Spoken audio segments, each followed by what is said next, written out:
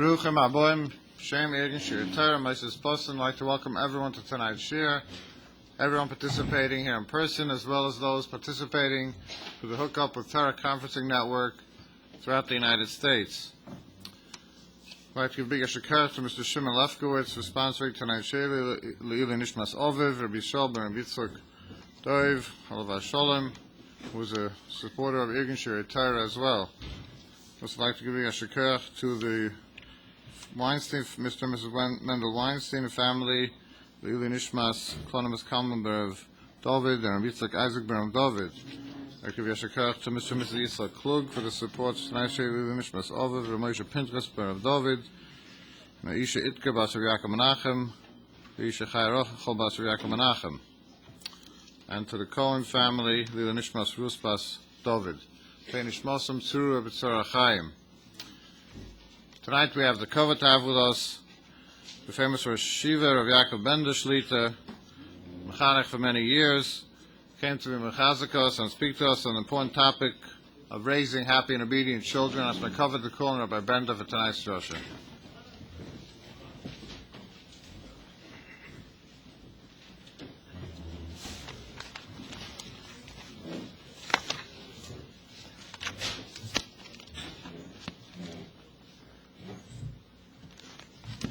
Thank you very much for the kind introduction. Shimon, thank you. I would have known to be even more excited that the Schus your father, Yisrael, was a terrific person. Yisrael was not just supportive of Irgun Shiurei Torah, he was supportive of every Davar Toiv that we have in this country today. And special Schus for me. I want to thank Rabbi Ball for inviting me down here tonight. Truthfully, he's invited me for 5 years already, but I had every excuse in the world. And I'm apologizing to him because it's a Schus for myself. I wasn't feeling well this week, a little bit under the weather. So it crossed my mind maybe to said I can't. I'm finally here. So Baruch Hashem for them. I'm not an expert by any means. I can just share with you a little bit from experience, a little bit in Yeshiva, of what I feel needs to be done in order to attempt at least to make the happy children. I want to repeat to you a few psukim beginning of the Dvarim. No one speaks about it to the best of my knowledge, but I think it gives a little bit of an idea. What's meint a tata? What's that tata? What does the father have to do? So the Chumash Dvarim, as you all know, is a Chumash of Teichacha.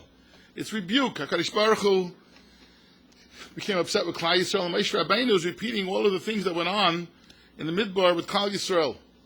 That they went ahead and they did the Kama v'Kama Avlos, starting the Egel, Kahina v'Kahina, and Moshe Rabbeinu is repeating all of these stories over here in a veiled way, in an open way.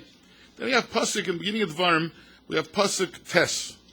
Vaymer Aleichem, and I said to you, says Moshe Rabbeinu, Vaymer Aleichem, I said to you, basically in that time, Lamar, to say to you, Ucha levadis eis eschem, I cannot carry you. I can't carry you. You're impossible, Klal Yisrael. Moshe Rabbeinu is a tata. He says to Klal Yisrael, I can't. Ucha levadis eis eschem. You know why? Hashem Alekeichem, your Hashem, Hirba eschem has multiplied you. V'hinchem hayom k'cheich v'yashemayim l'roiv, and today you are, so many of you like the stars in the heavens. I can't. Next pasuk. That was pasuk Tes and Yud. I can't do it. Pasuk Yud is there are so many of you, and I can't handle you. Pasuk Yud Aleph.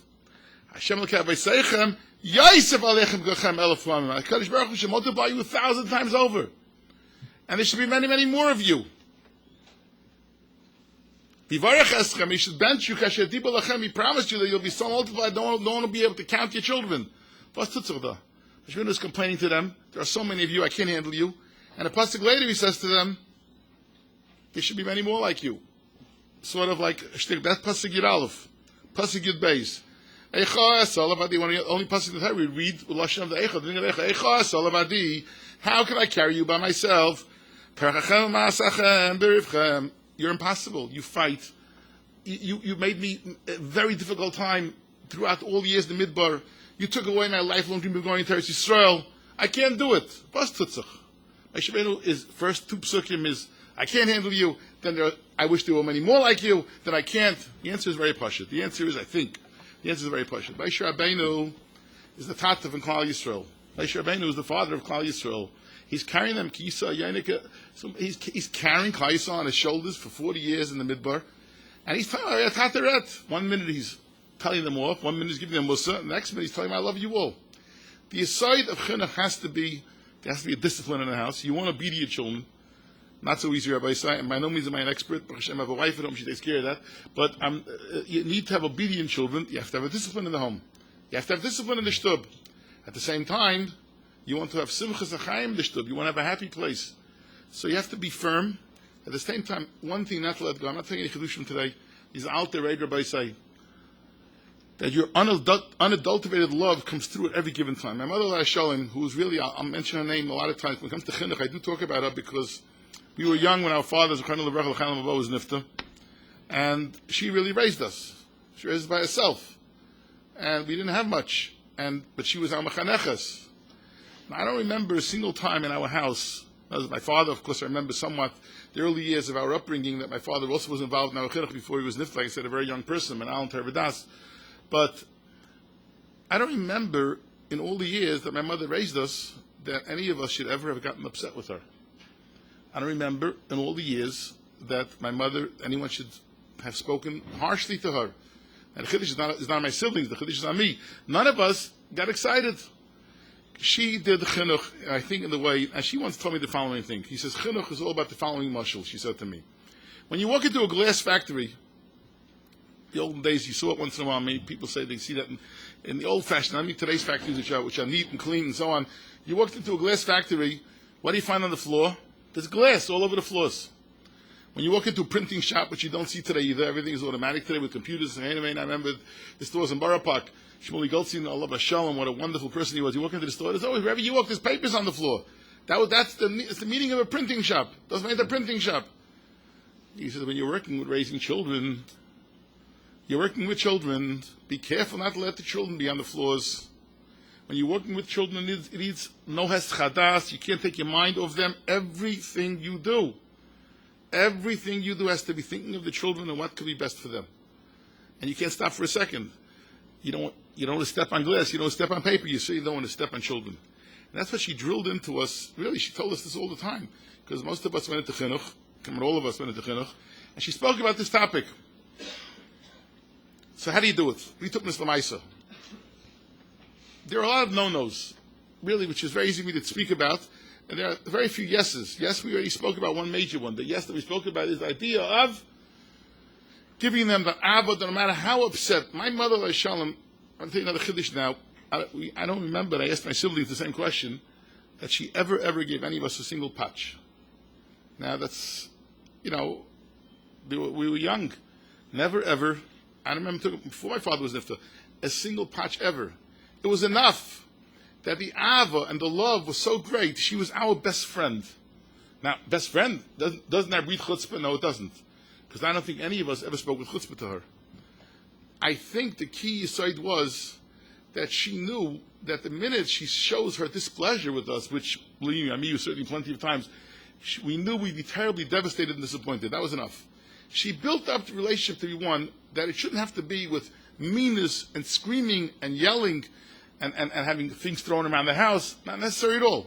You have to come to a point where you love them and they love you back, and because of that, it's an easy word to use, love them and like them, etc., etc. But that if you hurt her, she's going to be disappointed in you.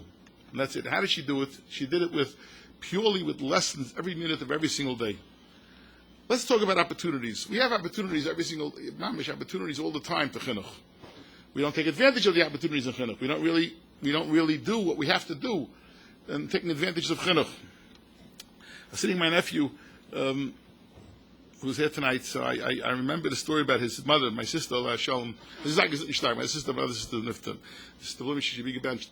Anyways, so I'll tell you a very good story once. She once was walking down the street. Now, I'm not sure because she heard the story, didn't hear the story, but I'll tell you with Rav Pam. So, she was walking down the street, and the lesson I had from that, again, was she was much older than me, about 6, 7 years older than me. I was much older in those days. And she's like one of my big sisters, and she found a $20 bill. This was the 1950s, late 1950s. She found a $20 bill. $20 bill. I don't tell you it's like a $2,000, but it's close. $20 in those days was a lot. Sach geld. The kids, we didn't have anything at home. But she came back home. I found $20. Somebody is upset about it. Somebody's upset about it. Somebody's upset that they lost $20. If they lost $20, what's going to be? They have a problem. Now, my mother didn't tell her, find his keepers, lose his weepers. Isn't that the standard thing? Kids come over in yeshiva all the time, I found $5. What do we tell them? It's yours, belongs to you. My mother listened to her. She was upset. She upset? She found, well, it's more of a comment on her than it was this particular story on herself. She went outside, and my mother said to her, Luma, was tust du? I remember vividly like today. What are you doing? No, because she was trained that money isn't everything. It's a lot, I know. But it doesn't mean that much. And how can I be hanoah from $20 when somebody else lost $20? She went out on the street. She stood on the street corner. She said, I'm trying to find the person who lost $20. Now, we told her, yeah, it's very funny. There'll be a line around the block. You can announce, I found the $20 bill. No. She said she's going to stand there and look around for somebody who may be looking around. If I see somebody looking around, I'll ask them what they lost. Now, you look at me like it's a little bit, you find money, you got to do that? I'll tell you a story. I write that she was right. I heard from Aaron Pam, a Rebbe now at Yeshiva. A Meridic story of Rav Pam, Sechasadik V'Kadosh L'Vracha. Meridic story. One time, this was also the 1950s, Rav Pam came home, and he had 3 boys. One of them was this Rabbi Aaron Pam in Yeshiva. He came home. He found a $5 bill, Rav Pam. Rav Pam said, no. The kids got so excited. One was buying a Monopoly game. One was buying something else. They were all busy already what they're planning to do with the $5. Let's get the time. What's going to be with the $5? What's going to be over here? I said, hold on, Rav Pam said. After the orders were coming in, which item to buy? Slow down. He took the $5. He put it down on his dresser. And he said, Kindlech, we're going to leave it here for a while. Right now, somebody out there is having a lot of pain, a lot of tsar. They lost $5. A lot of money. $100 for sure in those days. Asach Geld. You can't enjoy when somebody else is hurting. That's why the Pam children are princes. That's why Rav Pam was a prince, and his Rebbe Tzon Shalom was a prince, and they are princes. What a lesson in chinuch! What an invaluable lesson in chinuch he gave his children. You found money? I don't see that today. You can't come tell I found something. You can't. No. Somebody's hurting right now. You have to think. You have to put your head to work and teach your children midos. If you teach them this type of midos, I promise you they'll be obedient. It goes together. If you teach them character, how to be a mensch, and they love them, you'll be able to give them musa, you'll be able to give them techacha, you'll be able to give them rebuke, you'll be able to do everything for them. The yesod is going to be that they see you care about them, about people in general. Here's Rav Pam comes home. An opportunity that he took advantage of. He took a very, very quick opportunity. Let me ask you a question, Rabbi Isa. I know what it's like. Attitude taniyim. We want kids to be nice to people. So kid tells me in yeshiva. Now, I can understand certain neighbors in our area, there's mishalachim coming all day long on a Sunday. It's not easy, and I'm all during the week at night. They come very often at night. And if you want to have a few peaceful moments in your own house, it could be very, very difficult. It could be hard. But a kid tells me, my father takes care of mishalachim very easily. So what does he do? We have a mail slot in our front door. And he comes, $1 out the door, he gets rid of him like that. Now, I'm not mekana having your house 25 people on a Sunday, which is a common thing in our area. I'm sure you have it in Brooklyn also. It's a common thing. It's not easy. But what lesson is your child having from that? He will lose his respect for people. You want to have a happy child, don't make him see things that are not nice. Be it a freed the child. And I'll get into it a little bit more as we go on. Children with their klal, which I think is very, very, very critical. They want to please. Children want to be recognized. They want to please you. They want to show you. They want, you'll see little kids especially. We're talking about how to raise children, even though I see a lot of people here, our grandparents here in this room. But so grandchildren, they want to please you. They want to make you feel good. They need your recognition. You know what you buy with your recognition? It's lav dafka that you have to give them something. By you recognizing them for what they're doing, they enjoy it, they love it, they're very, very tzufriden about it. And it'll pay tremendous rewards. I want to hear what it means growing up. Now, I didn't get to my nose yet. We'll get a little bit later, but I'll fill it in. I want to go back to my mother Hashem for a few moments. I want to show what it means not to have dollars. Because you think everything's money, everything's geld. You have to please them. I don't think in my entire life myself and my siblings, again, I'm not here to talk about my mother, Dafka, but I'll give you an idea. She was my mechanech. How to be mechanech. If I have any shachas to it at all, it was from her. I don't think in all our lives, any of us had a new shirt, a new pair of pants. It was hand-me-downs our entire life. So much so, I won't use the real name, that kids, I'm older label, would come out. So kids would come, hi, Goldberg, because I was wearing Goldberg's pants and Goldberg's shirt. We didn't have, never had it. Hi, Goldberg, whatever the name was. I don't say the name because it's an obvious name. Grew up in Williamsburg, everybody know who it was. Hand-me-downs our entire life. We didn't know better. We were the happiest guys in the world. I remember my mother was not well a lot. She was sick a lot. There was no air conditioning in my house. It's hard to explain today's day and age. Someone there's no air conditioning. There was no air conditioning in the house. But Kitsa, she was not well, and the doctor said to her she should sleep in a room that has an air conditioner in it. It's Kedai. Now, where do you buy an air conditioner? From what, brother, do you buy an air conditioner? Now, I was very happy about it because I was my mother's roommate for 7 years myself. So it was terrific. She was my best friend, sort of, for 7 years. So ended up being in my room. What do we do? We had to chip in. So I delivered meat for a butcher. I went around delivering meat one time for a butcher to get a dime a delivery.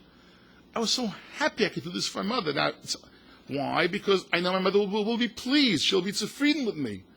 She'll be happy with me. So she could have an air conditioner. Nothing in the house. We had nothing to play with outside. A glove. Today, a kid without a baseball glove. It's like churban, a bat and a glove. We were lucky if we got our old mother's broomstick and played stickball with it. That's all. You played suas. One sua was a single, two singles was a double, and a triple, and 4 suas you were a liar. Whatever it was. It didn't happen. But anyways, so you played. That's what you played. We got a penny, literally a penny a day, collected it to buy a Spalding ball, to play ball. And we were the happiest kids in the world. I'm not Megazim. That is if my father was nifta. Growing up without anything, because there was a tremendous amount of simchas achayim in the home. Simchas achayim in the home that didn't stop for a second. Constant simchas achayim in the home, that be happy with what you have. And we got those lessons on a daily basis. I want to tell you an interesting thing that once happened with her. I could really stand there a separate shmuz by itself, a separate speech for itself, to tell you all about.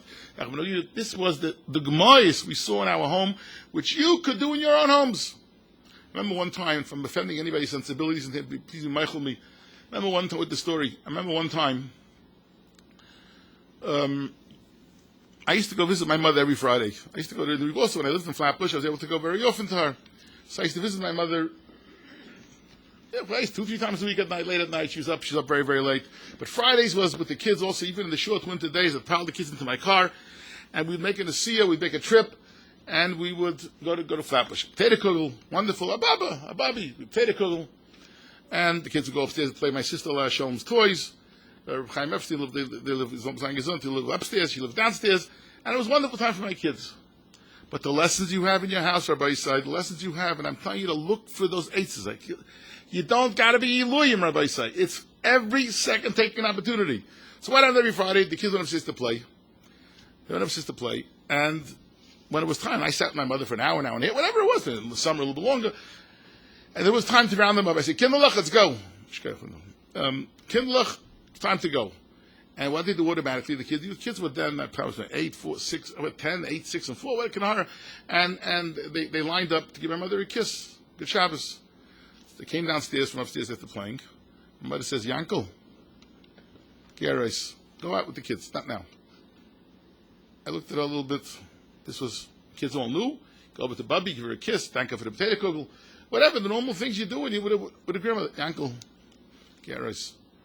Now, no cell phones. I was ice mensch. She's like almost chasing me out of the house. She said it nicely, Yankel. Yes, Gerais, Go out now, Yankel. Nem the Kindlech and go. We got into the car.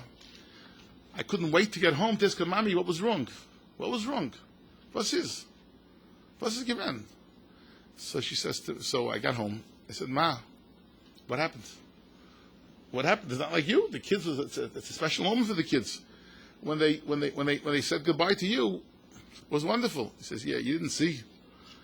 I was talking to Reisel. Reisel hat doch nicht Kinder, Muchaba Carbon. Reisel hat nicht Kinder. The kids are going to line up. Give me a kiss. What is she going to think in her head? I thought you to leave. Simple. Because she thought. She was mechaneches every second of every day. I was already married, Baruch Hashem, with children living in Far Rockaway. Big macha myself. No, she gave me a chinuch. You got to be careful. You can hurt feelings like that. And the kids got a lesson. I called them in right away, all the kids. I said, you know what just happened, Kinder? Look, now one was 10, one was 8, young. So kids care at that age, nothing really bothers them. But I told them a lesson, they never forgot it. My kids never, ever forgot that particular visit, that they couldn't give Bubby a kiss because Razel was sitting there and Razel has no children, Rahman al-San. So they couldn't give Bubby a kiss. They never forgot it. Ever forgot it. And they became better people, hopefully, because of it. This is what it means, chinuch, grabbing opportunities every single second, of every single chance that you have. Yelling is a no-no, Rabbi say. What do you get from that yelling? Yelling, but I tell you why patching always bothered me a little bit. Patching, sometimes we're in a bad mood, we patch them. It's not dafka, the child deserves a patch. Why do you have to give a patch once in a while? I'm not saying, I don't want to go out here, but, Bender said, you give him a patch. Why do I have to give him I'm going to give him a patch, if I'm going to give him a patch? You don't have to dafka. And you got to make sure if you give that patch, it's not because you're in a bad mood, because something happened to you at work. You're giving the patch because the child deserves the patch. Hin nimuchen mzuman lekayim mitzvahs patchen. The kayim mitzvahs chinuch. The kayim mitzvahs I take care of my kids. No, mechatesa. But if you lose yourself with children, if you smack them around, as happens unfortunately even in today's day and age with parents, we got to deal with these things. All of us have to deal with it at times. It's just the wrong thing. There's no reason for yelling at children. There's no reason to yell at them. What are you gaining by yelling? It shows that you're losing yourself. You can't lose yourself in front of your children. Now, there are times when there are exceptions to everything I'm going to speak about tonight, or that I spoke about. There are times when there are exceptions. There are exceptions. But generally speaking, yelling is a mitzvah not to yell. Benachas, benachas nishboin, calmly, nicely, by speaking to them nicely. Now, I'm all machzach. You got to stop a kid from fighting with his brother, right? With a sibling, which happens. Kids are going to fight. Doesn't maybe in yours. My house it happens. It happens once in a while. Okay, but screaming and yelling b'chalal in a way of teaching them punishments is not a good zach. We have parents. Very often, we as parents expect our children to have a karas hatayv to us. We expect our children to have a karas hatayv to us. You know, I just did for you. I'm your father. I just did for you. Aren't you makatayv? No, kids do not understand. At what age? When they're getting 12, 13 years old already, they want to please you, yes. They want to please you. Everyone wants a story before I forget. If they're interested, I should remember this fascinating story.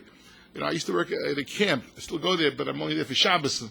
But I used to work in a camp, and one time, late at night, the kids don't have laundromats, so they have to have laundry days, and a kid comes knocking at my door at 12 o'clock at night, a boy from our yeshiva. And he says to me, his name is Maishi Selig, he's a chashv young man today, lives in Flatbush here. And I told over the story a number of times in Far Rockaway, but this I told over in Brooklyn now, as a Chaim Berlin Talmud. He comes knocking at my door, he was 11 years old. He must be today, got to be at least in his 40s already, low 40s. But the story rings in my head. It's just happening because it made an impact on me. Shows you how kids want to please. Now this is about me, this is obviously the child. 12:30 at night, he knocks on my door. I said, Maishi, what's wrong? He says, he hands me his shirt. Could you wash this out in the laundry tonight? If your wife's doing a wash, whatever, we had our own machine in the bungalow. So I said, yeah, but tell me, you don't have any of the laundry? I know they always give back the laundry on Friday. You know what goes on a visiting day before visiting camps. All the laundry comes back, all the toothpaste is spilled out, everything is prepared. The parents should see that everything is wonderful. So, Hastach, you look laundry. Well, what's the issue over here? Zakta Mir, but this is my mother's favorite shirt. I want my mother, when she comes off the bus, come to the car, whatever, she comes in New York, the first thing she sees me wearing the shirt that she likes the most. Kids want to please you. Kids want to please you. And therefore, don't worry about them. They're fine. That curse will come later if you have a good relationship with them. Don't demand a curse from them. Kids should never be afraid of their parents. Fear is not something you want to put into kids. Yes, you want to teach them discipline. They have to be afraid of doing certain things. There's a big chiluk between doing certain things and fearing their parents. There's a chiluk between fearing their parents, being afraid of their parents, and there's a chiluk between fearing the item or the person, the chefs or the gavra. They can never, ever, ever be afraid of the gavra, meaning the father or the mother. They have to be afraid of doing an avla. That's what you have to teach your children. And no fear it's very, very important. Another thing that is very, very, to me, it's a very yisoid. I went through a number of nosei. We'll get some yeses also. I mean, not everything's bad, but it's all really one topic. It is one fine string that runs through. One string runs through the entire thing we're speaking about tonight. Pick your fights. Pick your fights. Now, there's no rhyme or reason this is certainly sensitive to people. It has to be. There's no room like that. Ain't biased today. Rahman al ain't sham something, and a brother with a child going off to Derech Rahman al. By the way, 95% of them come back. You should know that. Really, they do. Don't be afraid of it. You have to discipline. Nothing wrong with that. Nothing wrong with disciplining. They come back. 95% of them. I'm not going to be maybe the Talmud risk. A parent once came in to register a kid in the yeshiva. I gave topic to topic. I'd be careful there. And he says to me, he wants to talk to me. I don't see the people coming in, but this parent has to see me. I want to know one thing. He's a 4-year-old child coming to kindergarten. Is my kid going to go to Brisk when he finishes here in this yeshiva? I guarantee you, the one place this kid will not go is Brisk. He's hearing in Brisk in his crib. You understand? He's not going to end up going there because criticizing children, don't pick your fights. Don't make demands on them that have to be. Be very, very nizib. Be very, very careful. I call it grace. Don't keep on picking on your children when they're not black and white zachem. Kids do not understand grace. Sometimes first you're wrong. I want to give you shalom. You go to 1,000 shalom over here, but pick on them on something that you know they deserve to be picked on. You feel they're doing an avla, criticize for the avla. But it's not a mitzvah to criticize for an avla that might not be an avla. I'm not saying it's a mitzvah, but lav dafka it's an avla, lav dafka it's a bad thing. It's very, very important to pick what you're going to give your children a hard time. If you have to give them a hard time because you're upset with them, pick the right thing. Don't pick gray areas. Not a good zachen. Kvetching in front of children. You want a child who's a kvetch? My kid's such a kvetch. You know why? Because you kvetch all day long. They don't really care. 10-year-old child. You see, we're talking about chinuch. There's broad chinuch for young teenagers, chinuch for young children, chinuch for older teenagers. Chinuch has a wide, broad spectrum. But at least these are general rules that one should be careful with. Certainly, is there are parents who don't make it well in Parnassa. You know, Ramesha writes about it in 2 places. Ramesha Tzadik B'Kadosh L'Vracha. In 2 places in Darchei, he writes about this topic. Famous story of Ramesha that he said it the first time at Ramesha Scheinemann's grandfather's levaya. It's a famous story. I'm going to repeat it anyways for a moment. The Ramesha Scheinemann's grandfather. His son is Ramesha's father. I think he's Scheinemann. He's a Rabbi Yaakov, which is not mentioning his name, but there are a lot of children. The Scheinemann family is a very, very large family. They grew up in Washington, D.C., and all 9 children, in the 1920s, all 9 children have from mishpachas completely. Everybody's from the mishpachas, which is extraordinary in Washington, D.C. They one time, this is an anecdotal thing, they once playing with their tzitzis, wearing the tzitzis on a lawn in Washington, D.C., and someone came out to them and said, what are these strings all about? This is where they grew up. And they explained it something to remember the et cetera, et cetera, et cetera. And the President Coolidge at that time says to them, President Coolidge said, nice thing, never forget it. They grew up in Washington, D.C., right around the White House. They were playing mamish on the lawn of the White House. Imagine today playing on the lawn of the White House. They'll shoot you if you play on the lawn of the White House. Whatever it was, Bekitza, so this is so he moved to New York. He was crossing the street on the Lower East Side. And he was hit by a car, Rahman al-Islam. And as Levi Ramesha spoke, Ramesha said, this is the famous line that Ramesha said, and he says it in the Sefer twice. And I believe once is in Yitzavim. He says it twice. This side he says it. You know why he says that this Scheinemann, Peretz was a Peretz Scheinemann. Well, this Zayder, Peretz Scheinemann, all his kids grew up where they grew up. They never heard the Americana arguments of Schwer zu sein Ayid. They never heard the Americana argument, the Taina, it's so difficult to be a Jew in America. It wasn't hard. You speak to people, I had uncles who told me, great uncle, my wife's uncles who told me over that, what it was like. What it was like getting Parnassa. You don't come in on Saturday, you don't come in on Monday. It was hard. So people fetched about it. And why fetch about Parnassa to children? They don't care. Your 7-year-old doesn't care if you had a hard day at work. Your 9-year-old doesn't care. Even your 11-year-old doesn't care. They're busy with their own games and their toys and their zachen. Is that a time on them? No. That's what kids are. Kids got to grow up at a simcha dika home. They got to be surrounded by an avira of simcha, of zufriedenkeit. I go back to my mother.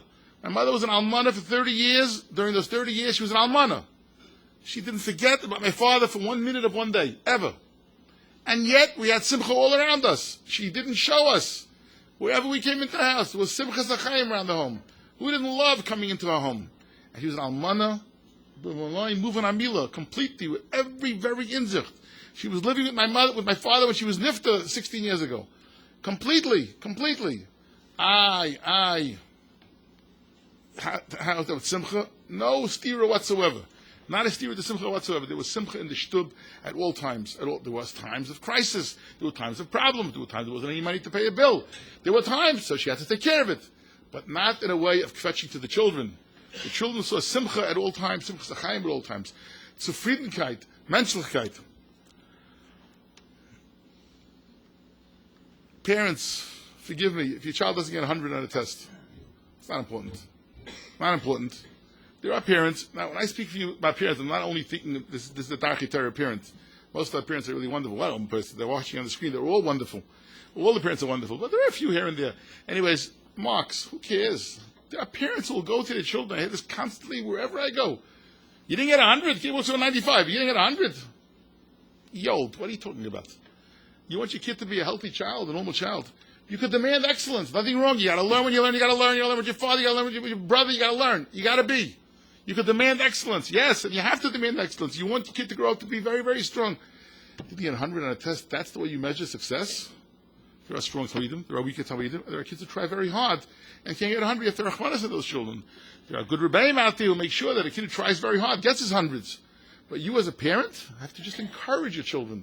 If he's slacking off, he's not learning, he's not trying, he's not working, you have a right to tell him. Got to work to get a good mark. But not because you want to see your son get the 100 or the A+, or the Aleph+, whatever the case might be. No Mesifta, no place, any yeshiva or yeshiva will look at infants on the marks to look at what the kid wants to do with his life. Does the kid want to be? Does the kid will ja, will nicht? Some parents have a tendency, again, I'm going through different inyanim, but I want to chop around whatever I can in the 55 minutes that I have. Some people have a tendency to talk to others about their negativity about their children. It comes back to the kids. Bungalow colonies are a favorite place for that. People sit around and they shmooze and they talk. So I'm talking about Lashon Hara, which is Asa Gomer. Lashon Hara not allowed to talk anywhere and everywhere. If I not allowed to talk anywhere, Lashon Hara. But people sit around, my kid did A, B, and C. Your kid is 8 years old, he finds out later. We have that commonly. My mother told this neighbor that it did something wrong. We have that all the time, all over. There's no rules of chinuch happening in one town, other town. It's in Brooklyn, it's in Queens, it's in Albany, it's anywhere you want. People talk freely. They want to kvesh, they want to complain. They complain to a neighbor. Comes back, the neighbor tells the child, what Chaim will did today? And Shmuel runs and tells Chaim, you know what your mother told my mother? Blah, blah, blah, blah. Why? Be careful. You want to develop in your children no talking down to kids. B'chlal. It's not a mitzvah. Talking down is not a mitzvah. You can talk to kids. I'm not trying. Rabbi Pinter sitting here. I see him. I see Nosson Tzvi Finkel. People are speaking about Nosson Tzvi Finkel. I have it here, so it's not because he's sitting at that. I see him. I see Nosson Tzvi Finkel because he was Yad Yamina of Nosson Tzvi. So Tzad of Kodesh Livracha. The Siyam Hashas, whoever didn't hear Ephraim's drush, it was something Leila, how he described. But I'll tell you an akuda that I felt always what I was excited about. I used to take my kids to see him all the time, my own children. Now, children means grandchildren at this stage. Baruch Hashem, we are in Harvard, 120 years. He talked to a child no different than he talked to an adult. Had a murder that hurts for little kids. The stories are, it's unbelievable how he spoke to little children. He loved people. When you love people and you love humanity, you're going to talk to them nicely. Doesn't matter if they're kids, something, get out of here, throw them out of the shul. Hey, make a noise, throw them out of the shul. I love the debates. You bring kids to bring the kids to shul. Treat kids like they deserve to be treated, nicely. You want your kids to be nice. Because he's a mechanech and every cell and every bone of his body is a mechanech. So he understood exactly how you have to speak to children. And there's good verstanden of Nosson Tzvi. He understood very, very well. And that's why when a kid walked in, he saw the God Ladar walking in. When a child walked into the room, he saw the God Ladar. Because you talk to a child nicely. No such thing. I remember one time, you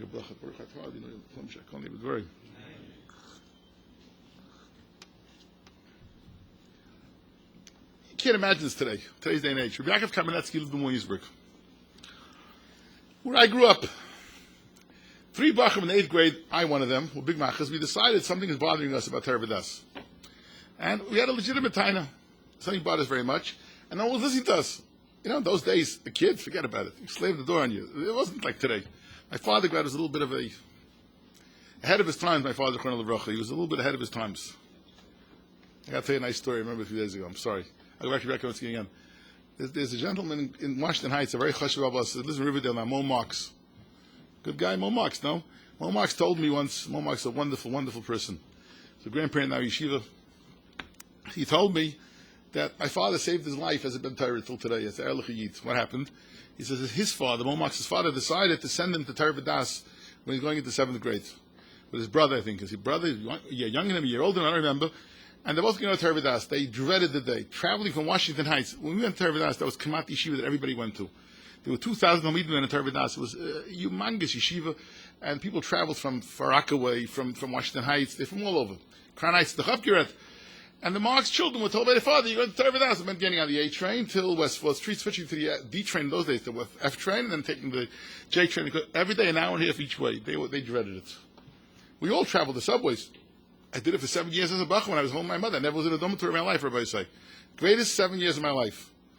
I'm married now, I shouldn't say that. No, you're careful. No. I've had wonderful years. I have to say when I grew up, those 7 years, when I thought all my friends have it best because they're in the dormitory having a good time. At night is the best time. I used to leave the yeshiva every night. 9:30, 10 o'clock at night, schlep on the trains back. And I'm telling you that if I have Darchei for my wife today, it's because I lived with my mother for 7 years. So those 7 years taught me what I meant to say before was I thought that I didn't have. When I got married, I figured it out. Oh, did I have for 7 years? What a wonderful, wonderful 7 years. So Mo Marx tells me that he didn't want to go, but he went. First day he comes to Torah V'das, fine, nice. Second day, the train is delayed by 45 minutes. Oh no, the principal's going to kill us. He's going to kill us. 45 minutes late. It's hard to believe. Today, you look back at the stories then. The kid came late today. They say, hello, give me a late note. In those days, you were afraid of the principal. Okay. The kids, they're walking in trepidation, he told me, walking from the train on Marcy Avenue in Williamsburg to Torah V'das on South 8th Street, the old Mesivta. They're coming around the bend on Taylor Street and Bedford Avenue. They're walking up the steps. Sure enough, who opens the door at the top of the steps? There's a long staircase. My father. Oh, no. They're walking up the steps. Probably, he says to them, the train was late, no? Train was delayed in coming, no? He says, yeah. Really? So that means you didn't eat breakfast yet, did you? They ate breakfast in yeshiva. No. So come into my office. He sits him down by his desk, 2 chairs, takes out a box of cereal, a container of milk, 2 bowls. No paper in those days. 2 bowls, cereal. Now go to class. You ate already, Baruch Hashem. He told me that changed his life. He told me his entire attitude to Torah completely changed over there again. So in those days, it was something that was unusual in those days. Anyway, so we felt there's a problem. We're going to go visit Yaakov Bender in his house on the Shabbos. 2 other Bachrim, Moshe Gordon, I remember who the third one was. 3 of us, we're going to go visit Yaakov Bender. We walked into the house. Yaakov Bender says to us, we walked in, good Shabbos. Oh, he's so nice, so sweet. What a gentleman he was. I mean, he says to his wife, his Rebbitzin, Allah Shalom, he says, 3 Kinder sind da, bring euch 7 layer cake and Pepsi Cola. Those years, Coke was treif. Only drank Pepsi Cola. So bring us Pepsi Cola and 7 layer cake. Made us feel, he treated a kid nicely. Whereas Tzvi was holy in that way. He treated children nicely. That's why he loved people. When you love people, you treat them well. You love your kids. You love your grandchildren. You love your children. Be kind to them. Be nice to them. Doesn't mean don't have discipline. Doesn't mean I'm only have to give them a gesund to hate. And I think that's a patch. Musa the way it should be. Avada. But be kind to them. One time, Rabbi Yaakov used to visit my parents. Used to visit Rabbi Yaakov in his house. Rabbi Yaakov used to visit us. He used to take out a walk with his Rebbitzin. He'd come over to the house. It was a very, very Baruch Hashem, very close family relationship. Now, my sister Allah Shalom and I had this argument about it. I heard this from my mother. She says it was by her. I'm not sure. I'll leave it in my version of the story. But it certainly happened, the story. So one time, Rabbi Yaakov goes over Friday night, and my mother was holding one of the little kids, probably me, and on her lap. And she went ahead, she put out some chocolates on the table. Tea, little tiny chocolates, whatever. And one of us, like I said, probably me, squirted out of her hand, my mother, and jumped onto the table to grab the chocolates. A 2-year-old kid. My mother was appalled. She says, stop, Yaakov, stop! Rabbi Yaakov says, stop. Rabbi Yaakov says, Father, stop. Never give them musar about something they won't do when they're 20 years old. I promise you, Sister Mother, when he's 20 years old, he won't do that. What do you have to do? He's a child. Let's face a kind. Now today you would say it's bad chinuch. So I took a lesson from that. Interesting lesson. Shabbos, So I daven in yeshiva, and I discussed it. Everybody goes around to say good Shabbos to the Rosh Yeshiva. So people were going to like with their kids, and you're going to get very upset. All the little kids give me the left hand to shake, and they right away say, "No, give the underhand, give the other hand, the right hand." Never. I tell him always, never. When he's 10 years old, he'll know right from left. The kid gets upset. He thinks he's being criticized. You're telling him off. It's not a mitzvah. That's what Rabbi Yaakov Bender said to my mother. You don't have to tell my mother forbid Rabbi Yaakov Bender sitting there. Of course, she did the right thing by reacting. He says, don't. It's not a mitzvah. Never, ever tolerate chutzpah. If you tolerate chutzpah, the kid will be a mechutzif. If you don't have the proper, now everything we're talking about, of course, the greatest way of giving midas, of course, the greatest way of teaching midas, Rabbi say, is by example. I'm not even getting into that tonight because that's the obvious number one area of chinuch, to make for happy children, disciplined children together, whatever the title says over there. The greatest way is, of course, having the proper respect and yourself. It's important. I sit by a chasana, Amol, and the waiter doesn't serve somebody. And you can see Erlechi is going screaming at the waiter. Your kids are going to be there charistic and not chutzpahdik and nice if you're going to scream at waiters. You're not embarrassed them all on a plane. You said people talk to the flight attendants. You want your kids to be nice. Abad, number one, has to be like that over there. But chutzpah, so what do? I can't go into the modes of discipline. The greatest thing, of course, you have to do it again and again and again, is send the kid into his room until he comes out and he says, it works after a while, but the kid's screaming and yelling in there. Oh, shrine, into your room right now. You drag him into the room. You have to get us to be punished. Put him into his room. But I'm not getting. There's all kinds of ways you can discipline. I'm not getting into that right now. The one thing that cannot be tolerated is chutzpah. Never tolerate chutzpah. Don't make shviga jokes. Don't make shviga jokes. I'm grateful for my wife till today. Which Yeshiva doesn't grow up making, I'll say, Polish jokes. Unfortunately, it changed to other ethnics. I don't get into that right now. But she never allowed it, because kids don't grow up. My mother, Shalom, told me a story once, which I'll never, ever forget. It was drilled into me. In the early 1940s, she went around America trying to make Yeshiva in other parts of the country, Detroit, others. One time she went down south somewhere by bus. It was at the Yankel. I remember she told me the story. I didn't believe what I saw. What did she see? She got on a bus going down south. Said all colored people go to the back of the bus. Why? Why did she wouldn't notice it. She didn't read English well. One night she knew 7 languages fluently. The one night she didn't learn in Poland where she was raised was English. So you learned it over here as English, as the ESL, English is the second language, in the Eastern District High School. She didn't read English well then, she told me. She got onto the bus and she sees all of the blacks are in the back of the bus, squeezed in together, and in the front, very comfortable, very relaxed, no problem at all. So she said to a person sitting there, what's going on in this bus? Look at the back of the bus. She witnessed it. Look at the front of the bus.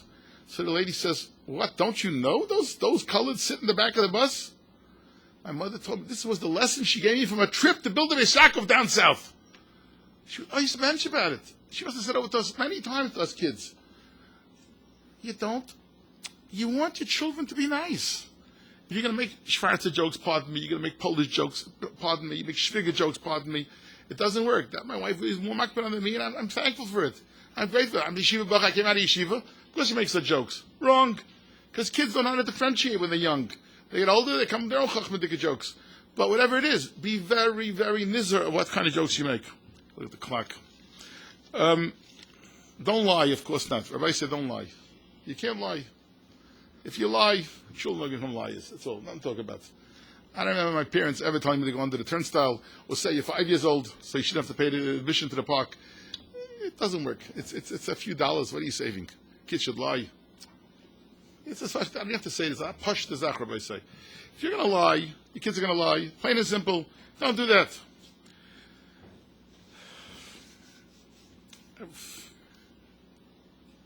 Don't fetch about Yiddishkeit. Yiddishkeit Sachen that bother you a little bit. I said before, Prepared Shineman never complained about anything. It's all Yiddishkeit. It's hard. Be very, very careful. I want to go to a few yes things that I think are very, very important. Do more here. Kids need time, Rabbi say. They need your time. I'm talking out to the men particularly. The women give them time. The women are terrific. I find the mothers to be, I speak about it. The fathers come home from work, they're exhausted, had a hard day at work. They want your time. Unfortunately, the only time fathers give time to their kids very often is if they get divorced. Now, divorce is a necessity sometimes. But those fathers know they don't have the kids all week long, so they give them time. They give more time to their kids than regular fathers. Regular fathers means those who are married. Don't waste those precious years. What you could do with your son, give them time and be patient with them. They want to talk to you. You want them to love you. You want them to have their heritage for you. You want them to be obedient. If you're not going to give them time, you're not going to be nice to them, they're going to run away. Later on, you'll only have yourself to blame. You must be kind. We spoke about it a lot, but you have to give them time, plain old-fashioned time. Listen to them. I want to tell you a story that was a lesson to me in my very early years in the yeshiva. That you have to look beyond. So one time I'm coming outside the yeshiva, there's like a little banister over the yeshiva. I think this kid, a fifth grader, sitting there, and he looked very forlorn. He looked tzubrachen. He wasn't happy. I said, Avi. I use names, of course. Avi. What's wrong? Nah, Rebbe, no. Avi. Finally, I don't have a bike. We're having a bike-a-thon. Bike-a-thon is where we go down Weeds Lane, we close up the street over there, it's the main street in Far Rockaway. And the kids raise money for the yeshiva, and they get prizes, and so there's an excitement. Whoever's in charge of the whole thing in the yeshiva goes around, and he's telling everybody to go out there, to his pumbaa, hit your wagon to a star. Come on, it's all the gezach to do, and all the kids are talking about how many laps they're going to do, and this kid's talking about how many laps I'm going to do. They're all talking laps. Chavishkin bike. Today it's hard to believe. Who doesn't have a bike today? Plenty of kids, by the way. I'll bring you right in a minute. The kids I don't have a bike. So, of course, right away we got to work. This is a few days before the bike-a-thon. We lent the bike for the kid. But since then, there's a person in yeshiva who, b'kviyos, asks around and doesn't have a bike, and there are plenty of kids. And he made it his business now to make sure. So who would have dreamed, I didn't dream of it, that this kid is sitting 3-4 days, but if you're close to your kid, and you're talking to your kid, could be this kid was afraid to say to his parents. They didn't want him to spend money for him, whatever the case might be. Listen to them. The Welt has a famous word, nicht genug zu hören, darf der hören. Hearing does not mean only to listen. It means to really, really hear what's going on in the kishka, that child, what's really bothering him. Give them time. Another thing that's very, very important is fagin and under mention, what I say. The word fagin, I always say, does not exist in the English dictionary. I heard now the new Hebrew dictionaries in Israel, the word fagin made as a Hebrew word. There is no such word in English. Do not begrudge. It's two negatives maybe. Fagining means you hear somebody else has something good going on for him, be happy for him. 95% of our kinna are covered by taiva. It's all kinna. I need a new car. You don't notice a very interesting thing? As soon as new car becomes in vogue, the whole block has that car. Today it's all gray Odysseys and Hondas, whatever it is. But people always need what the other guy has. Fragin Yanim. You want your kids to have good midas, be happy children. Don't always need what you don't have. It's not the money. I keep saying it again and again. It's not the geld. Be happy with Sameach B'chalkai. I'm thrilled with what we have. And I go back to my mother again and again, Rabbi say, we had 0. Zilch. Mom is 0. And we were happy kids, I think, because she taught us to be happy. Now you say to us again and again, never, if you lost something, we come home upset, crying, I lost this, I lost that. Never ever cry, which was a lesson she gave us, of course, because that's something you could replace with money. Now, we didn't have any money to speak of, right? But so what? Something that you could replace with money, that you never ever cry about. So you got to be very, very careful before you go ahead and get upset and uptight about geld. Fragin yanam, zo yana happen. Your kids, this key, by the way, fraginin, by the way, I left it at the end. Part 2 will be next year, maybe, Mr. Shem. But I both shouldn't hold me to that. But fraginin is a very big key. It really is. It's a very, very big key to... let me say one more thing, before we go to questions. But open your homes. Let kids see that your homes are wide open. I'm not saying everything with measured everything. You have to do with chachma, with seichel. You can't open the doors to the whole world, of course. There's a pasuk. I'm going into Yom Tovim now. In Parshas Emor, which we're going to lay on all Yom Tovim, we took about Sukkot, Pesach, Shavuos. It speaks about the Parshas Yom Tovim over there. So in Perek Chav Gimel, begins with Perek Chav Pasuk Aleph. There's 44 psukim in Perek Chav Gimel.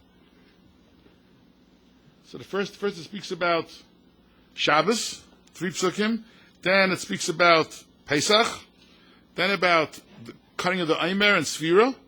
And then speaks about Shavuos, and then there's a pause of one pasuk. Pasuk Chav Beis, which is midway really. 44 could be 22 or 23.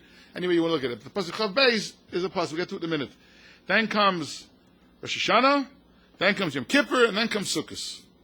Total of 44 psukim. All right, Shmini Atzeres, of course, 44 psukim. What's the other pasuk Chav Beis? When you are harvesting all your products is before Rosh Hashanah. When you're harvesting, don't forget to give leket shikram payah. Don't forget to take care of the aniyim. Okay, what's it doing here? Rashi has this kasha. In fact, Rashi, Mara Akos Little Memtor Irgun, Rashi gives a teretz to teach you that whoever gives leket to aniyim leket shikram payah, as if he built a Beis Hamikdash, etc. I was thinking maybe even another teretz. The Rambam says, Rabbi said, the Rambam says, there's no Yom Tov. There is no Yom Tov if you don't take care of other people, of the Yassim, of the Almana, of the Ani. There's no Yom Tov.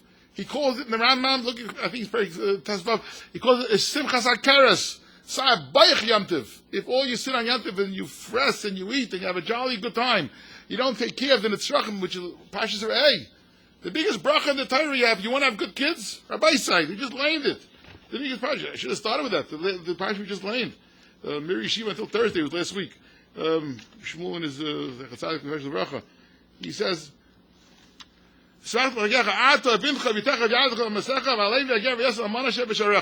too fast.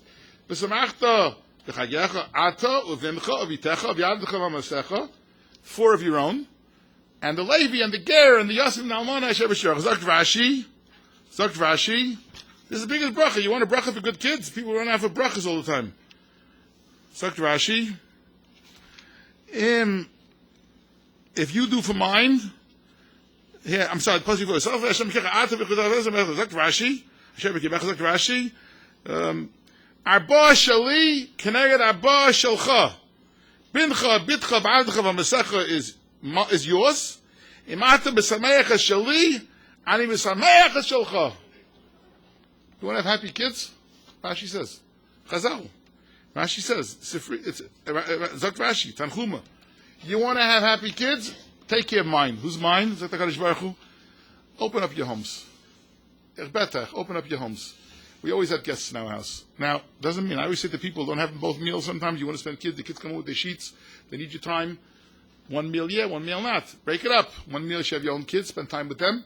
The other meal, have the guest. If kids see that you're taking care of the tzebrach and the people in Klal Yisrael, of the people that need help, you'll big simcha into your house. It's the biggest bracha in the world. Open up your homes. If you open up your homes, I think that's why the pasuk is in the middle over here. The pasuk is in the middle of all Yom Tovim. You want Yom Tov? One way. Take care of Yanim. If you take care of Yanim, you'll have Yom Tov. You don't take care of Yanim, you're not going to have a Yom Tov. And we have it last week's parasha also, right? The Torah is maftiach you. I mean, your children will be happy people if you will take care of your kids. All right. And generally, we've covered a lot that I wanted to speak about. The biggest thing I is you need siyat tishmaya. Never blame yourself. This thing I want to talk about for a minute now. There's Jewish guilt. Unfortunately, you deal with people from across the country with their kids who are leaving the fold, and they blame themselves. They did this wrong, they did that wrong. There are exceptions. There is a reason. I don't find the rhyme or reason. You know what the rhyme is, by the way? Most families who have these kids, the other kids are wonderful. One kid is not doing so well. It's not for today's drasha, but I will say one thing. Two things really about it. There's no rhyme or reason. There isn't. Really isn't. Why this kid this kid not? Some kids have different tunas on nefesh. We don't understand it. I was talking to a parent at a wedding on Sunday night, and Mamashki was crying with the Moish Sholish. They're not bad kids. They really aren't. Can I go on tangent for a moment? I had a machlekes with an argument, a very big Rosh Yeshiva, on this topic. You know, old argument. There are people sitting in this room who want to bring the kids to our yeshiva. We can't. We have a regular yeshiva. We can think of everybody. But sometimes, Rabbi Yisrael Lefkowitz, started Rabbi Yisrael Lefkowitz, and Rabbi Yisrael Lefkowitz, Zecharna Levracha, he took care of girls in this community in Brooklyn. You know that, Rabbi say. Yisrael Lefkowitz used to call a meeting of all the schools before the new year began, around this time of the year, and he'd tell all the principals around the table, you're taking har. He had the power of Pam behind him, and he had Rabbi Yisrael Lefkowitz's perseverance. He made sure this happened. But there's really, these kids, I had a big argument with the Rosh Yeshiva, and Chashver Yeshiva who said to me, the kids who go off the derech are not good. He used a very strong word to describe them. They're no good. Very shinaim. Because they're hurting their parents so badly, how could they do it? That's what this Rosh Yeshiva said. They're ashamed. I'm sorry for saying it. They're ashamed. They're going to the derech. How can they do that? They're killing their parents. I said to him, you're wrong. They're overcome with whatever their desires are at that particular time. And we argued vehemently. So I was reading, there's Halichos of Rav Shach. This farm that his grandson, Rabbi Bergman, Rosh Bergman, has given out. And there's a story there where a bacher was going to do a shidduch. A bacher was going to do a shidduch with a young lady from a very, very chashuv shtub. And he came home to tell his mother, his mother told him that the shidduch is being read, but I don't want the shidduch for you. And the bacher wanted the shidduch very badly. It's a very chashuv shidduch. He heard the shidduch was a terrific shidduch. And the mother says, shidduch is not for you. B'kitzah, so he said, why? Because the girl, has a brother that's off the derech. It's in the Sefer, Halichas Abayis, I think it's called. Rav Shach, there's two svarim, Halichas Yeshiva, I think. Halichas is a different name. Yeshiva is a Chaim. I forgot, it's there, it's a whole page and a half of the story. Because it's a Meridic story. So the Bacha said, why not? Because this girl has a boy off the derech, and it says, Yivdok Bacha. Before you do shidduch, you check up with the brothers. So the Bacha went to Rav Shach, the Chasad of Kosh Levrach, and said to Rav Shach, I want the shidduch, mother's not letting. Your mother is wrong. Your mother's not right, whatever you said Rav Shach is, because Yivdok Bacha means only on Midas. If the brothers have good midas or not. That's it. So the Bacha ran back to his mother and said, Ma, it was not a question of Derech Eretz. I spoke to Rav Shach, and Rav Shach said, it's only a question of midas. You don't check up if the kid is off derech, on derech, off derech, etc., etc. So the mother said, really? The mother went straight to Rav Shach with the young man. Went straight to Rav Shach with the young man.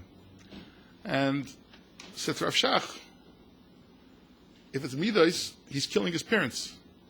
The girl's brother, you're saying it's not a problem. Yivdek Bacha is only midas. What about his rotten midas that he's killing his parents, killing me? If I would have it, he's killing his parents. How could this Bacha's killing his own? This boy, the brother of the girl, is killing his parents. Rav Shach said it has nothing to do with that. They don't think about that. They have a taiva, they have a yetzer hara, whatever it is, whatever came into their heads. We don't know why they have it. It could be wonderful Bali Midas. It's not a steer at all. They could be wonderful kids. But they're killing me. Parents say, how can they do this to me? They're killing me. I'm embarrassed. The kids are Chal Shabbos. It's Chazah. How can my son, my daughter do this to me? Rav Shach, he's not doing it to you. He's not thinking about you, unfortunately. He's thinking only about what he needs for that moment. And they did the shidduch. That's not a chasar in Midas. Unfortunately, wherever you turn today, ain't bias, I mentioned it earlier, don't have your own guilt. Don't do your own. Please. It's not fair to yourself. There's no rhyme, there's no reason. If you want to try to be killed them with love, even if they go off the derech. The same things we spoke about over here. Not to shepherd them on graze. Don't shepherd them on graze. You'll see. They'll come back. They don't come back. But as a general rule, they will. Everything we spoke about today, how to have anhag and the bias, do this especially with those kids. I can't. He's going to hurt all the other children. It's not true. The children know exactly right from wrong. It's not true. He's going to kill my other kids. They're going to see him. You have a right to ask him that what he's doing wrong, he should do it behind he's Chal Shabbos, Chas v'Shalom, behind his closed door in his bedroom. You have a right to ask him that. If he's reading something inappropriate, behind his room. But he's going to kill my kids. He won't. The biggest thing for your children will be how you treat your son who's straight, or your daughter, Chas v'Shalom, who's straight. The biggest thing will be if you're nice to them, if you're nice to them, and nice to them, and nice to them, the other kids see that. That's the key to chinuch. Thank you for being a good audience and for listening.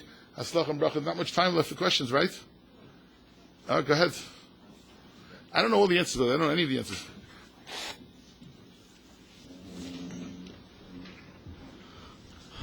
Okay. Lana said about praising children's grades no matter what they get. How do I motivate a child who can do better and is just happy coasting by? She studies enough to pass and is happy. Is this situation fine? Now, there's a related question. How do parents encourage their children to strive for bigger and better without overwhelming them? Of course, it's not clear if the parents are bigger and better. But right. It's an overwhelming question, obviously. I mean, the biggest key, by the way, how old is the kid? Does it say? I'm a believer in motivating with prizes. I mean, just don't tell them because I want you to get a good mark. Make it nice for them. Don't you want today they have Baruch Hashem wonderful. Even the older Baruch Hashem, Siyumim and Masechta to get prizes. Svarim, Motivate them when you have to. If you can't do it any other way, the best thing is to give a shmooze to a child and talk to him. But don't give him a hard time or a bad mark. Just motivate them. I think prizes is a very healthy way. Nothing wrong with that. When I was a little boy, I gave prizes also. Prizes, the Rambam says, you give a shtickle zucker to a child, you give a sweet to a child. Nothing wrong with that. The best way to motivate is with the carrot, not the stick. Don't use the stick. It's too long a question to go into right now. Every case is different. The carrot, not the stick. Okay, now the flip side, this question, it seems to me that the Masifta my son goes to is working the boys too hard. There's a Seder before Shachris as well as a long night Seder. It's in Yeshiva from 7:30 in the morning till 10:15 at night. Ooh, what a loaded question. He gets around 50 minutes for lunch, 40 minutes for supper, so he can't even come and see the family. I feel the boys need some downtime. How much downtime should my Masifta Bacher have? A lot more than he has now. It's the voluntary programs I hear, but sometimes the voluntary programs are so strong, they push so hard, they do things in yeshivas. I don't have mandatory voluntary programs. So it's very, very difficult for the kid not to do that, but you have to be very, very careful. The Brisker Rav used to say, this is the Brisker Rav, I heard it from someone reliably. Brisker Rav used to say, somebody asked the Brisker Rav once, why is it that it's Israel? Nice, I think that, it doesn't mean, of course, Israel does have, the Rabbi Yashivs grow up in Eretz Yisrael, I mean, obviously. These people like that. But Mr. used to say, why is it that American kids come to Israel, they're much more behind the Israeli kids. By the time they're 20, the American kids caught up.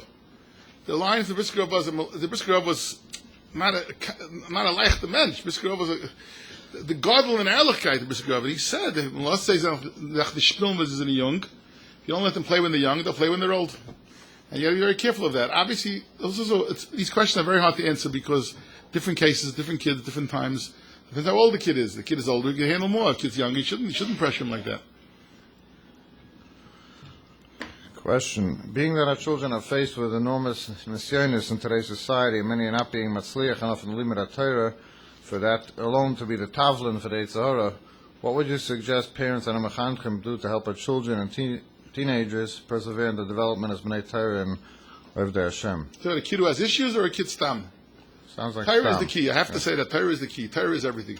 Torah is the key to everything. If they become orangutan and learning, they'll be the biggest thing. But chesed, obviously, train them in chesed, not tov and mais and tovim. I think that's there's a lot of opportunity. It's treif to be a pirchet leader. I'm already young. Remember in our days, I was a pirchet leader for 4 years. Yeshua Birnbaum didn't mind. It's hard to believe. I was home. You heard before. I traveled home every night. And I tried to find myself that my father was left. I was a leader for 4 years. Didn't hurt me. Today it's treif. All these things are treif today, but nothing wrong with that. So learning Torah is the ikr, of course. But to get involved in doing for others, you have to be careful. You have to be careful. It shouldn't become too gishmak. Because some people get involved, let's say in kiruv, when they're very young, they won't have enough for themselves first. You have to first learn for yourself to be able to spill over to others. Question. What you want to do if the kids want to go to ball games, the Yankees, the Mets, but you don't want them to go to see all the rowdy Einu Yehudim, where all the rowdiness that goes on there. But your son and his friends go, or your son's friends go. What should you want to do? I would discourage it very much. You have a right to put your foot down on certain things. We went to ball games as kids. Everybody says those days it was different. It was. Today you can't go into a ballpark. The sneeze is schrecklich. The press guy is terrible. The language is terrible. It's not a place for a Jewish child to go. Other kids go. First find out. Kids come home all the time. All the kids? No? All the kids have this. All the kids. Find out. Point out to the kids who don't go to ball games. Point out to the kids that don't have every electronic gadget and tchotchke that comes out of the market. It's not a good idea today to get ball games. It's not a good idea. Speaking of all the kids and peer pressure, following question. What does the Rosh Yeshiva say to the following question? Our daughter attends a mainstream Beis Yaakov in Brooklyn.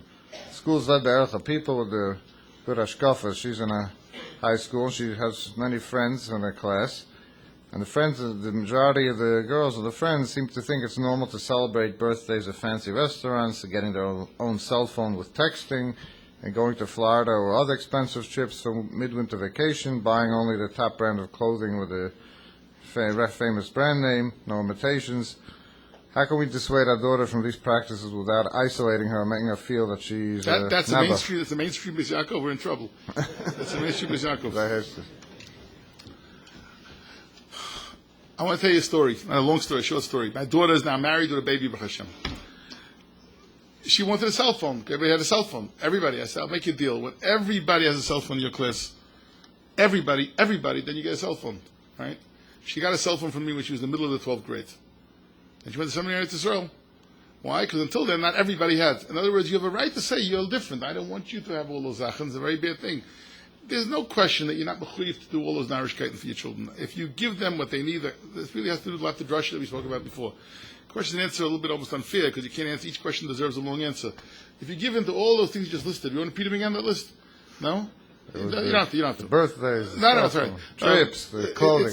I abhor it. By the way, I talk about yeshiva all the time. We don't have, we have a regular normal yeshiva, and I hack about it all the time. You don't need this junk. And I hope that other yeshivas speak about it also.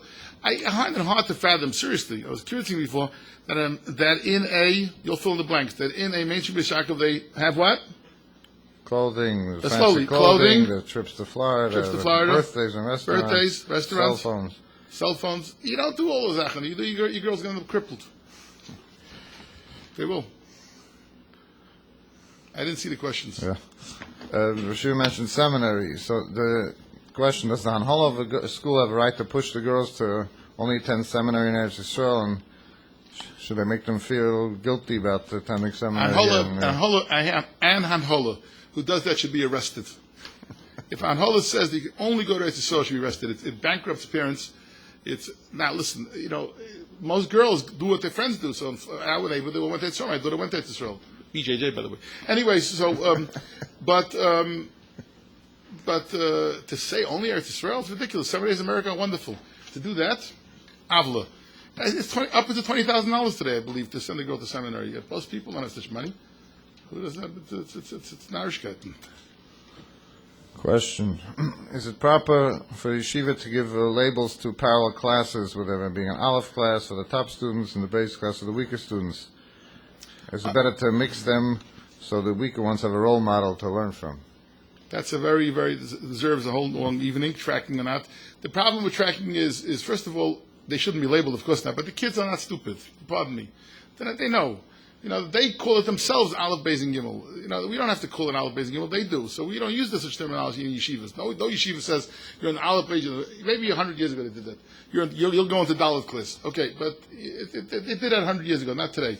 But tracking is almost a must. How could you ask a kid who's making a laning in the 9th grade to sit with a kid who can't read? So what's the result of that? Tracking yeshivas, which is elitism. I'll stay off that topic. You need, by the way, some Harvards also, I'm not saying, but not as a general rule, as the exception. Question: is a parents trying to be even-handed, even-minded, and wants to convey to the son the cheshivas of learning Torah learning once they're adult, for the long term. At the same time, want to teach the importance of personal responsibility, and it might not be long-term learning might not be suitable for them. But he wants them to feel proud and accomplished if he stays in learning, and on the flip side, he shouldn't feel guilty or inferior if he has to enter the world of parnasa. How do we approach this? Parents or Rebbeim approach this balance? She should speak to her Rav. It's too hard a question. I mean, it's too. This is sounds like for a boy, for a son. I understand that, but you can't answer a question. Who should go to Kol? Who shouldn't go? That's the question. Is correct. Not even them that whatever choice they end up making, they should have the cheshivas of Torah. Chanech l'nar Darchei is the answer for most questions, and certainly for that question. Chanech l'nar Darchei, the kid should not think for a moment. Chanech l'nar Darchei means the child should not for a second. He can't think for a second that he's doing the wrong thing. So you have to make each kid feel good about himself. So the kid that can, and the moment is a shayach, it's shayach to be done. Of course he should. Though if you want to can't, he can't. These are very, very broad questions. They're very hard to answer them. You want to answer these questions. It's impossible to answer this. Okay, here's a little easier question. The next week and a half. I'm not saying that the hard they could be answered. Each case is different. Every case is different. Next 2 weeks or so, the children will be home and they'll be beside themselves with boredom. What can I do to alleviate the boredom and craziness that goes on in our home during this long vacation? Petition the yeshivas to open up earlier, including mine. It's a very big problem. This is a very, very big problem, and there's a lot of movement and talk about it, that maybe the break is too long. We're the only ones really, I'm preaching over here, I'm getting into trouble because my colleagues, but we have 11-week break basically. And we're the only city with a frum population, and it's New York City, that has that today's day and age. Baltimore is different today. Lakewood, the Chapkiret, Monsey is different. We're the only ones really who have that. And it's an old thing with Labor Day as Daraisa. What are you going to do next year? What are you going to do? Labor Day next year, September 2nd on Monday, and Rosh Hashanah September 4th. 3 years ago, there were yeshivas that opened up the preschools after Rosh Hashanah. Dip the apple in the honey. That year there was no apple, there's no honey. That's it, finished. Because they got rid of it because of the yeshivas. They opened up, I'm not being megazim. There were yeshivas, I'm not saying mainstream Dafka.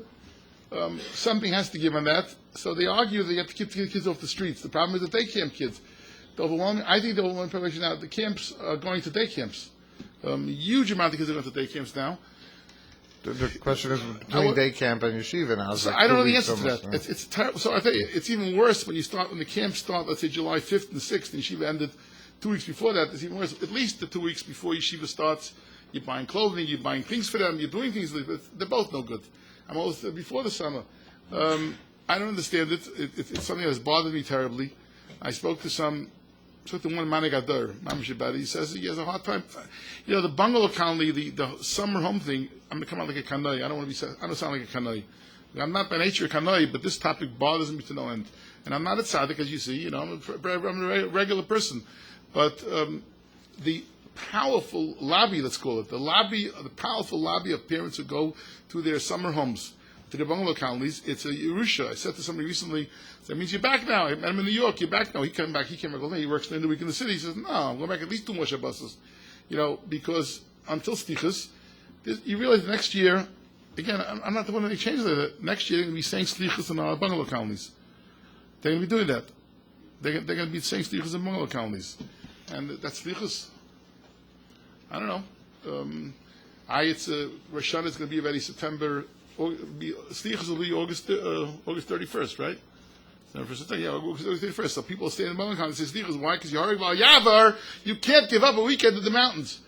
There has to be my peich on that. I don't know what parents do. They complain. By the way, I don't know about you, in our yeshiva, we have a regular mixed yeshiva. It's a nice, very nice parent body. 75 to 80% of the parent body, the mothers are working. So the imposition on parents when mothers work is shreklich. I mean, there's no one to take care of the kids. It's babysitting. It should be a change, and it should be massive. I'm not saying about petition yeshivas. I was kidding, but it needs to be changed dramatically. It needs to be changed dramatically. Question. Recently traveled to visit a certain yeshiva. I saw Bachram smoking in the open in front of younger boys. Apparently it's a campus with younger children also.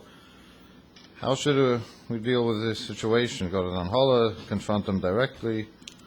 Go to Danhola, of course. Don't make fights with other people. You shouldn't.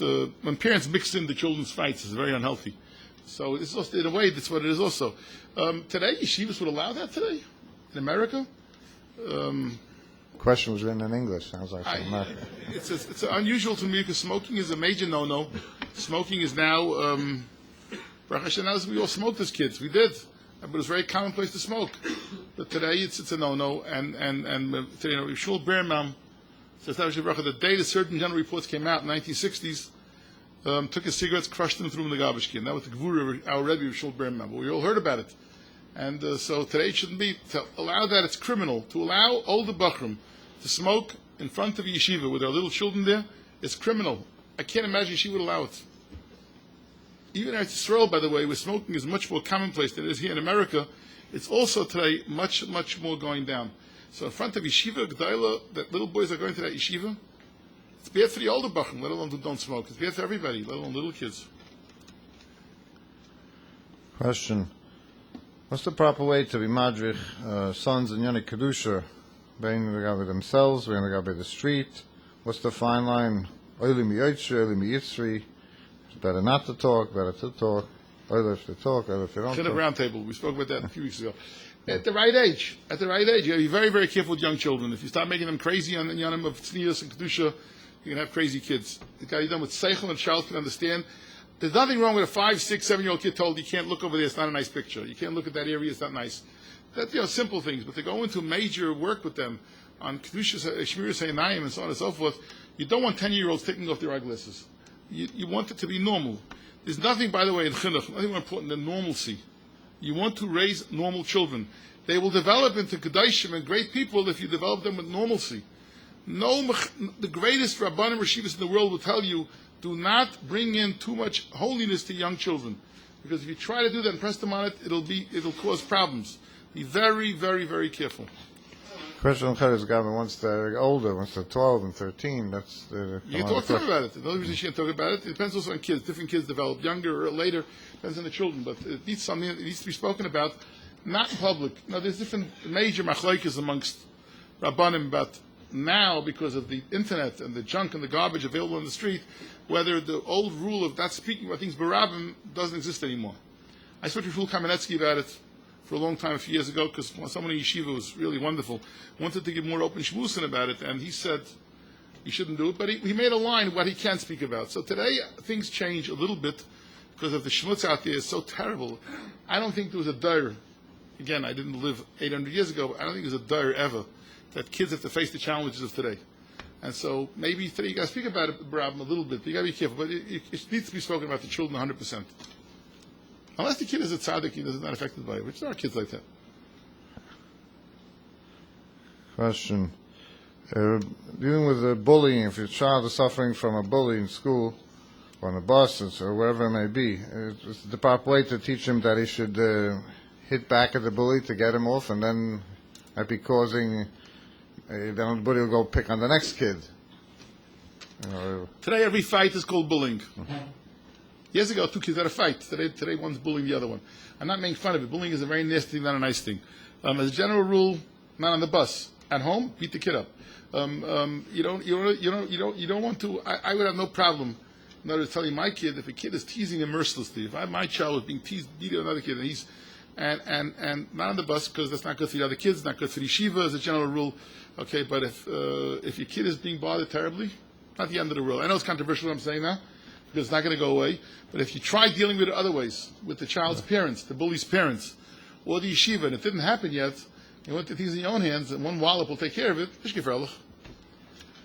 I would encourage it. Don't have me arrested tonight, Rabbi say, but telling your kids to hit back. I wouldn't tell him, but if the kid wants to do it, I wouldn't stop him. And I'm telling you, go tell him. No, I'm not saying you do that. But I wouldn't stop him if he's being teased mercilessly. But not through the yeshiva. Not on the bus. I don't think so. What can be done today to help the shidduch situation for young men and young women, which is causing a lot of pressure in many homes, most homes? I think we'll leave that for the next speech, somebody's next speech, I think mine, but it's a problem. It's a real crisis for many girls. It's a very, very big crisis. I'm not saying it isn't. It's a very big crisis, and I'm not making light of it. There are people now in town, 3, 4 girls. I feel for them. My heart goes out to them. You know, you could do, by the way, daven for them. My wife lately started giving me names of girls. My wife teaches in a girls' school for many, many years already. When an older girl crosses 23, 24, 25, she gives me the name. I have it in my siddur. I daven for them every day. I don't know what the answer is. I don't have the answer. There's some nice organizations that are working very, very hard. Nasi, other organizations that are trying to alleviate the matzav. But you and I, we can't do much about it except for daven for them. Take the name and daven for them. What's wrong with that? You want to help, by the way, your kids know that you daven for other people, not just for chaylim. For people that are parnasa, for people that are shidduchim, daven for them. It's a very nice thing. It's a good chinuch, Rabbi say. Very good chinuch. Don't tell them who you're davening for, but tell them that you are davening for people who need shidduchim. She spoke before about the Bacham off the Derech and boy, children. What's is there any eitzah to Maslich and Chinuch Habanim to try? What can we do that would be our best to avoid such situations? I think we spoke about it tonight. I think the best thing is to smother them with love and give them everything, whatever you could do within your power to make them feel they're part of the family is very important. Oh yeah. You all get benched. Thank you all very much. Shame Irgun Shiurei Torah, like Rabbi Yaakov Bender for the answering all the shalas and inspiring drasha. Like Rabbi Yaakov to the sponsors of tonight's shir, Mr. Shimon Lefkowitz, the Nishmas Over, Rabbi Shobam Yitzchak Dov, Rabbi Sholem, and Mr. and Mrs. Mendel Weinstein, the Nishmas, Rabbi Rom Leber and Pintus David, and Sarah Bas Menachem Mendel, and Mr. and Mrs. Yitzchak Klug, with the Nishmas Over, Moshe Pintus, Bar Dov Rav Levi, Isha Itkech, Bas Rabbi Yaakov Menachem, and Isha Chai Rocha Bas Rabbi Yaakov Menachem, and the Cohen family,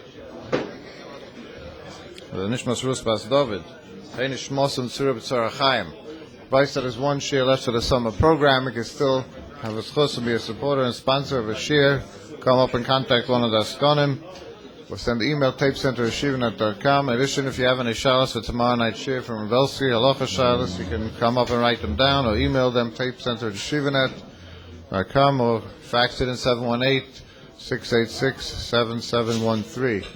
CDs of tonight's show will be available shortly. B'chanani ben Akashem, Rotzah HaKadosh Baruch Hu, L'zakes, Es Yisrael, L'vidya Hibram, Torah Mitzvah, Shem Nemar, L'nei Chofetz, L'man Tzidkoi, Yagdul Torah V'Yader.